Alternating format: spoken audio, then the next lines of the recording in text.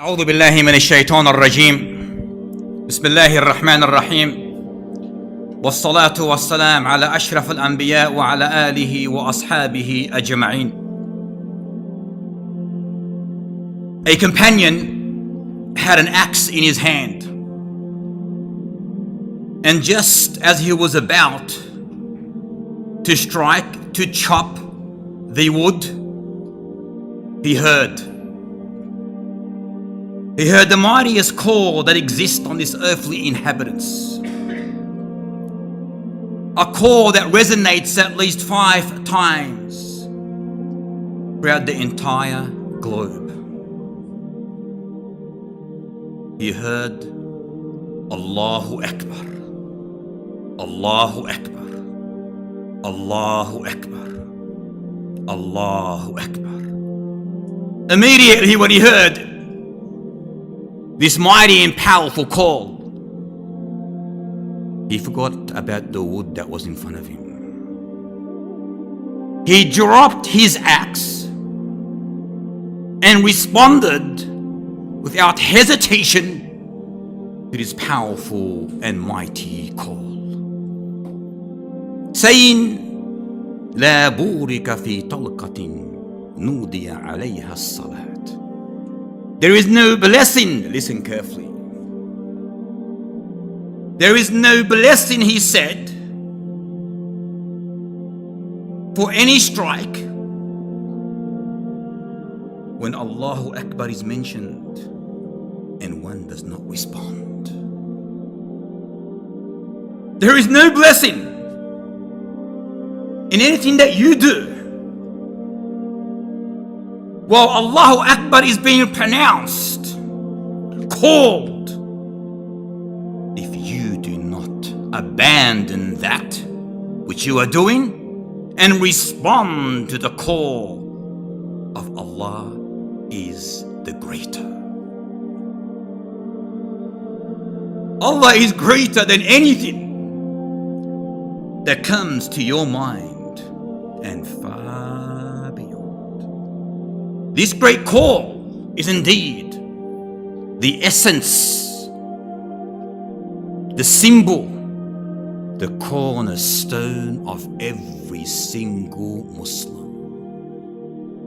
For surely there is no power equal to the power of the one true deity. Hence the Jews of Medina didn't like it. The pagans of Arabia were not happy with it. In fact, the US dollar, as you all know, announces to the entire world, in God we trust. So why should anyone have a problem with Allahu Akbar? Is it not the same thing they supposedly agree with? Why do people feel uncomfortable, uneasy, pressured, intimidated, provoked, even threatened when this mighty call is being announced? The answer, my dear beloved brethren and sisters, lies not in the actual saying itself per se. The answer to this question lies very deep. It lies in the understanding, the recognition, and indeed the acceptance of Allahu Akbar. How many of us hear it, see it, speak it with no effect? With no effect. A Muslim, let me rephrase my word, a true Muslim, when he or she hears this powerful statement that rocks every inch of this globe, that shakes the earth within, where even the heavenly creatures prostrate upon hearing it, a true believer, a true Muslim, when he or she hears it, immediately, without hesitation, with an open, present heart, mind, soul, spirit, they drop everything that they are doing.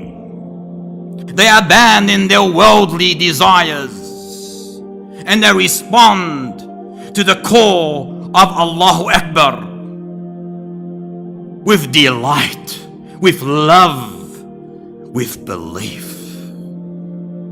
Look at this. Allahu Akbar. Have you ever thought of this image?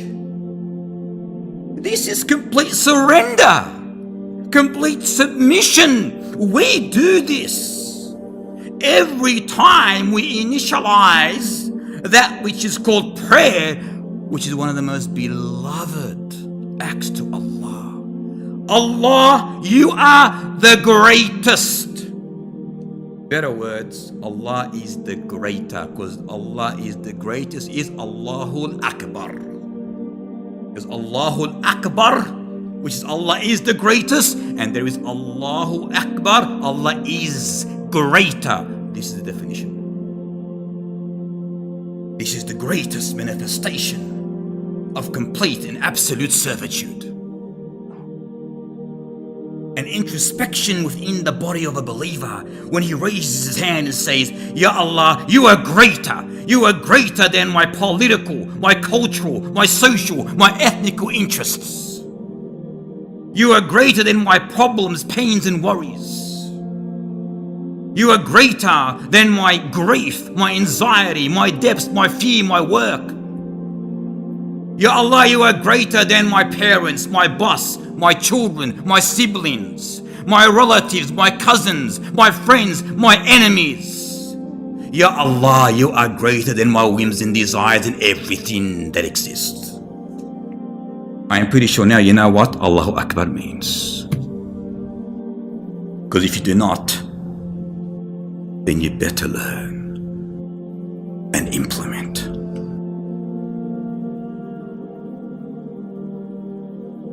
This is the definition of Allahu Akbar. So when a true believer, he recognizes this, that Allah is greater, and when he believes in it and implements and acknowledges it, he realizes without any shadow of a doubt that the power of the entire existence becomes illusory, nothing. There's no power equal to Allah. You are claiming that you believe and you acknowledge and you accept Allah is greater. So what power can be greater? B-52 plane, warplanes, missiles, A, B, C, D, nothing is greater than Allahu Akbar. A believer treasures this in his heart. But if you do not believe this, then the power and the support of the entire world, both man and jinn, for us will be naught, nothing. The true believer knows and accepts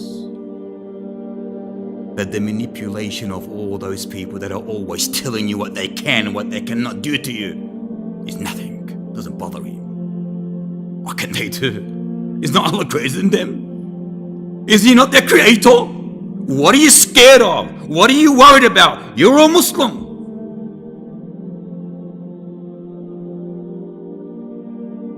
A Muslim is not a person who's provoked, who's tempted, who is intimidated by anything or anyone.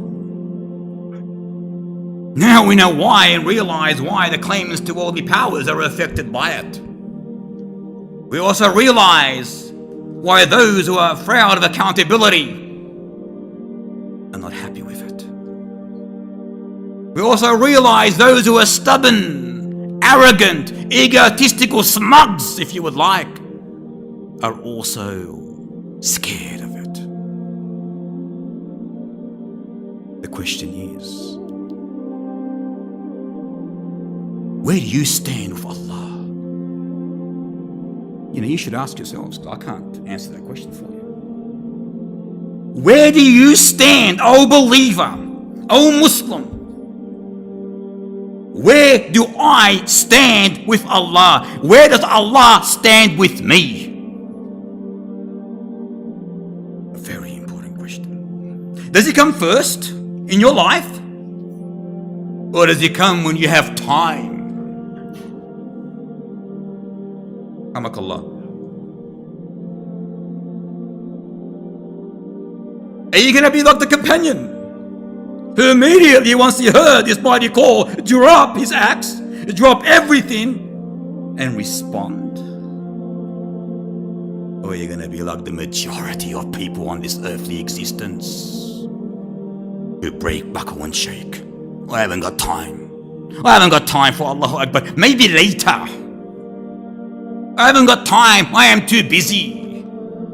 I am too busy watching television, playing games, toying around, on my holidays, fishing, counting my money, building my homes, washing my car, arguing with my wife about the color of the kitchen tiles. I am too busy with this stupidity and nonsense, with my selfish, foolish desires. Shame on you. Shame on you. Shame on you.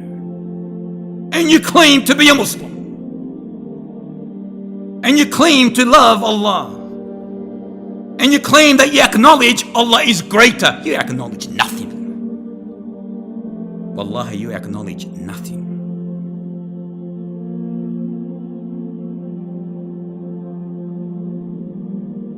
How many people do we see in this state, rushing through their prayers, chasing the dunya, not realizing that the one that you are abandoning in prayer, the one that you are running from, is in fact the one who is in control of the very thing that you are chasing. SubhanAllah. The one that you are abandoning to chase is the one that gives you that in the first place, who has control over all this. Do it right and you get what you want. Stop praying your prayers as though it's some kind of cardiovascular exercise. Stop praying your prayers as though it's a hit and run. Hit! No one saw me. Better run. Someone saw you. He's over there. He always sees you. You can think that, but He always sees you. He always sees you, subhanAllah. With Sami' al-Basir. Understand that.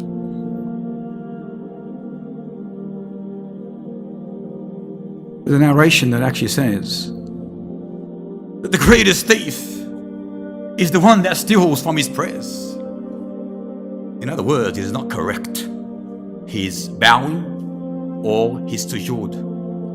He's the greatest thief according to Muhammad ibn Abdullah ibn Abdul Muttalib sallallahu alayhi wa sallam. Hudhayfa ibn al-Yaman once saw a man praying where his bowing was incorrect. So he approached him. He said, "How long have you been praying like this for?" He said, "For 40 years, the man replied. He said, "No, you haven't. And if you were to die on this path while you're bowing like that, wallahi, you will die on a path other than the path of Muhammad ibn Abdullah sallallahu alayhi wa sallam."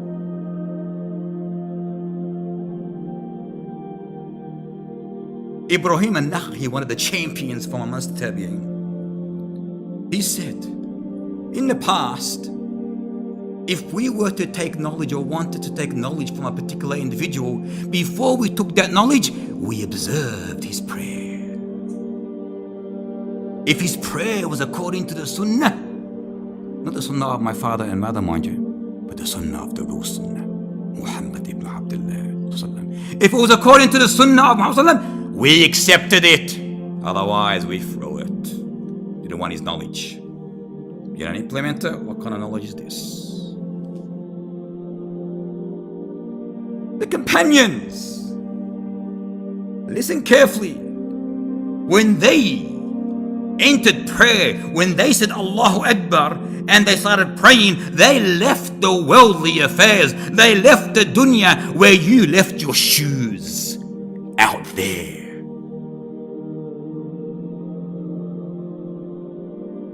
That's where the dunya belongs, underneath your souls. It's not even worth your soul, mind you. That's where it belongs. Not in the masjid, not in your prayer. Abu Lu'lu' al-Khabith al-Majusi, the Zoroastrian, Persian, filthy, disgusting, coward fire worshipper. He attacked Umar, Amir al-Mu'mineen al-Faruq, this mountain, when he was praying Fajr. Now, besides being a coward, why would this Persian, filthy, disgusting individual attack a mountain, Al-Faruq, in prayer?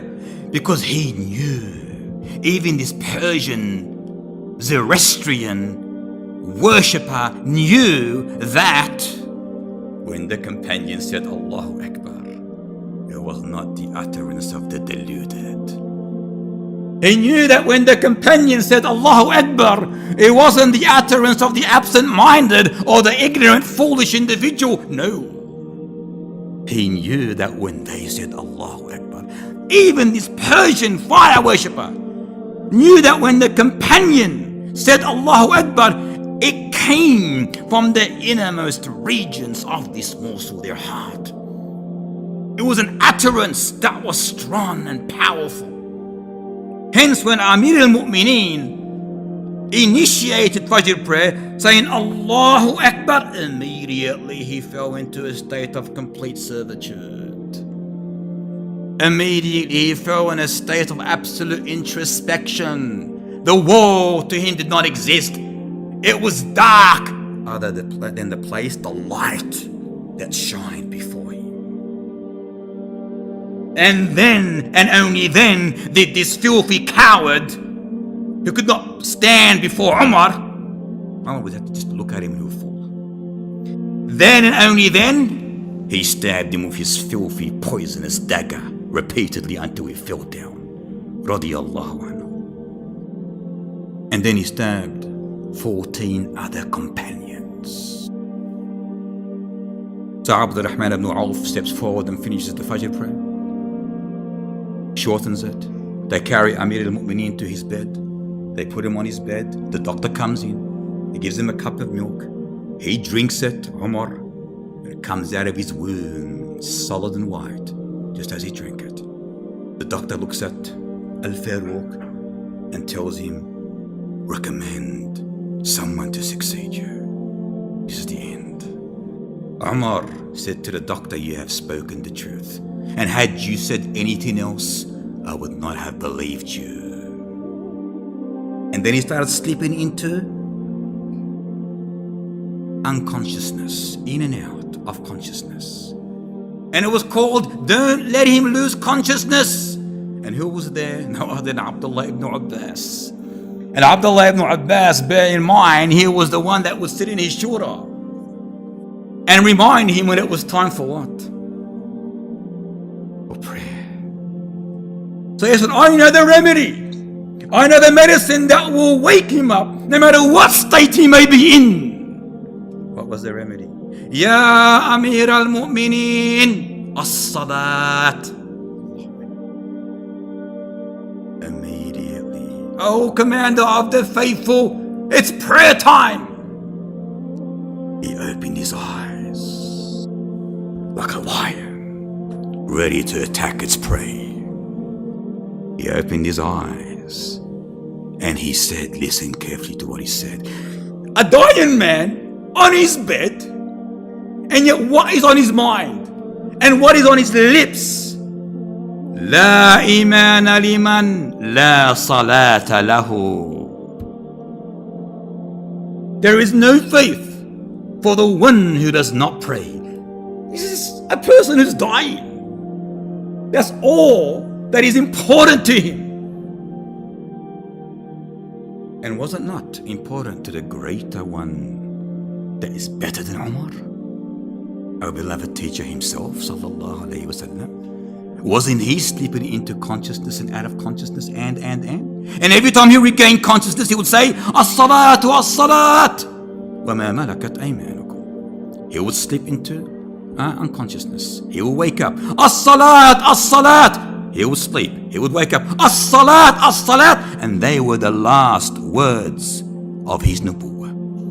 Then you get this idiot that comes around today, and it was in the past, and it will be to the end of days. Oh, no, salat is not that important. It's not that important. Iman is in the heart. Not that important. Well, according to Amir al-Mu'mineen, and one that's greater than him, and one that's greater than him, no. La imana liman la salata lahu. I prefer to take from someone like them than this ignorant fool. As the Kaaba was being built, what was on the tongue? The dua of Ibrahim alayhi salam as he was putting the stones to the Kaaba. What was his dua? رَبِّ جَعَلْنِي مُقِيمَ الصَّلَاةِ وَمِن ذُرِّيَّتِي. This is our goal. This is our aim in life. This is Ibrahim building the Kaaba while making this dua. Ya Allah, make me amongst those who pray. And make my children amongst those who establish prayer as well. When our beloved teacher Sallallahu informed them about the Dajjal, the Antichrist, he was telling his companions about the Antichrist and that he'll be on this earth for 40 days when he comes out. One day or the first day will be equal how many years? How many days? You can tell me. The first day will be equal to what? 1 year. The second day will be what? 1 month. The third day will be what? 1 week.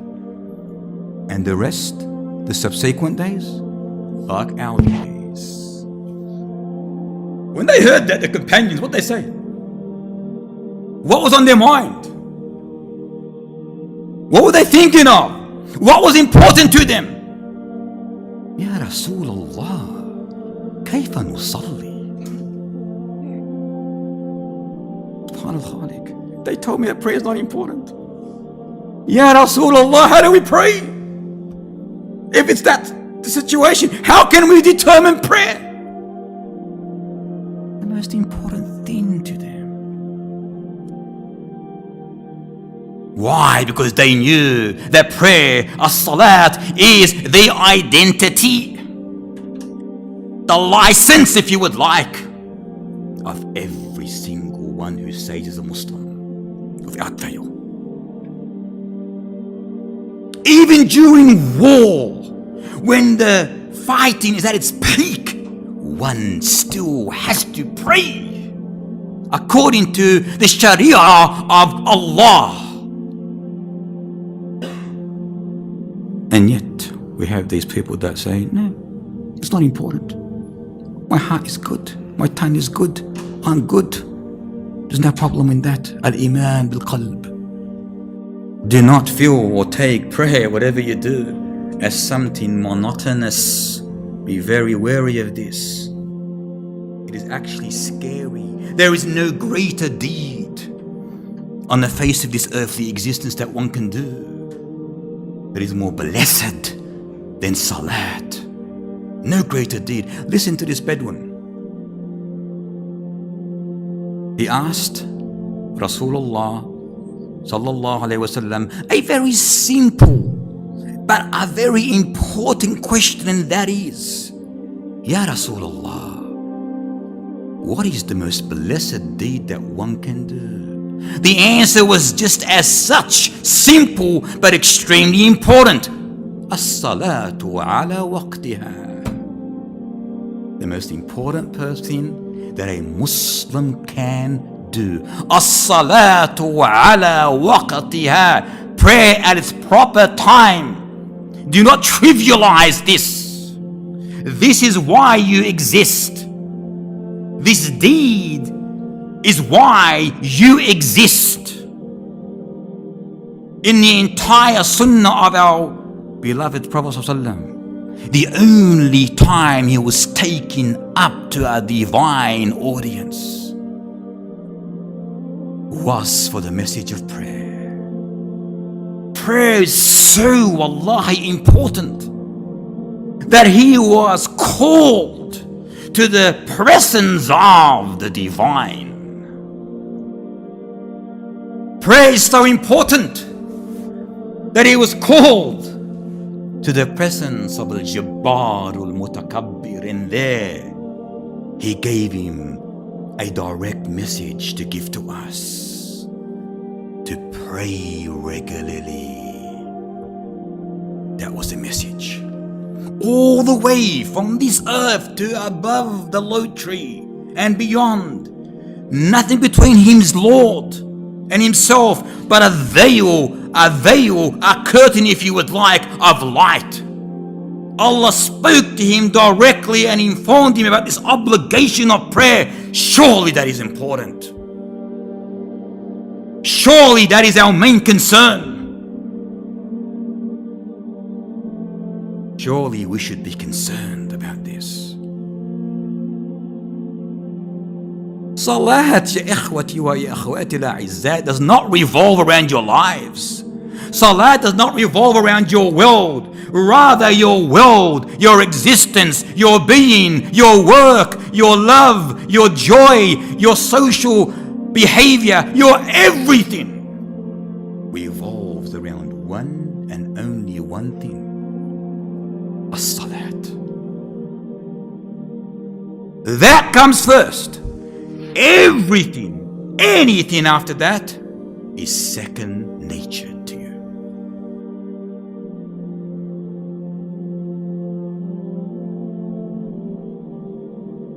Again, we have many individuals who don't understand this and will never understand it. Forgetting that initially how much prayers was obligated. You can tell me. 50 prayers. Ahsanta ya akhi al-aziz. Initially, 50 prayers was the obligation. Imagine this was the case today. Your day will be consumed of just one thing, composed of wudu, of salat, of wudu, of salat. You'll never lose your wudu probably. You probably hardly eat. Isn't there in this a message? Brothers and sisters, think about this. What can we extrapolate from this? Surely think about it. If this was the essence of prayer, 50 prayers, what do we learn? A spiritual message is in this. For those who are wise, for men of understanding, for men of belief. There's a message in it. And that is, our purpose of existence is salat. This is why we exist. But due to his infinite benevolence, mercy, wisdom, he reduced it to only 5 out of his love, care for us, but rewards us for 50. Now, if this is not a loving creator, I'm not sure what is. If this is not a Lord that cares for you, I'm not sure what is. And you get people that don't even care. Allah loves you to pray. He wants you to pray. He wants you to purify yourselves. One of the most essential elements of the declaration of salvation is what? Al-Mahabba, a condition of faith. In other words, we love Allah and the Rasulullah more than we love ourselves. And we love whatever He loves. And guess what? He loves prayer. Absolutely loves it.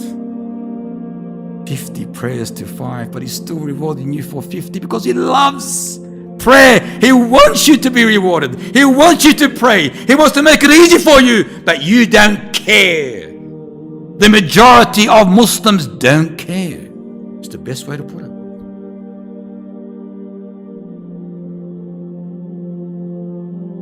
We don't pray because we have to pray.